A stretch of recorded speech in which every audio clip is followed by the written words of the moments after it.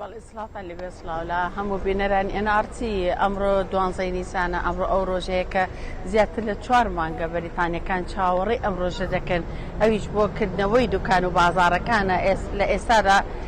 بەحساب من لە قەرەباڵغترین شوێنە مێستا خەڵکەکە لەبەروی کە دەوامی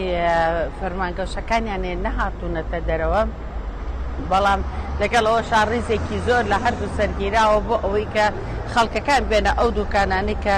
خواستیانە جلوبەرگی لێ بکرد بە تایبەتی ئەم دوکانەی بەردەمی کە لە سەدا هەفتای هاوڵاتیانی بەریتانیا لێرە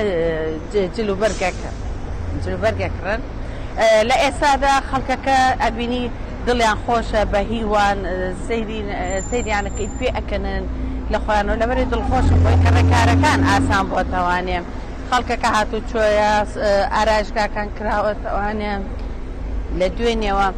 هەرچی شوێنەکان ئامادە کراوە خانەکان مێزەکانیان هێناوەتە لەبەرەوەی کە لە دەرەوە ئەتوانە خواردن ئامادە بکەن بۆ میوانەکانیان لەبەرەوە دەبینی ئێستا خەڵکانێک دڵخۆشن و بە هیوای ئەوەن کە دوو هەنگاوی داهاتوش بە زووتری کات بێت کە هەفتەی ئایارە و 21 حوزەیرانە بۆ ئەو کە بەتەواوەتی ژیان ئاسایی بێتەوە لە بەریتانیا.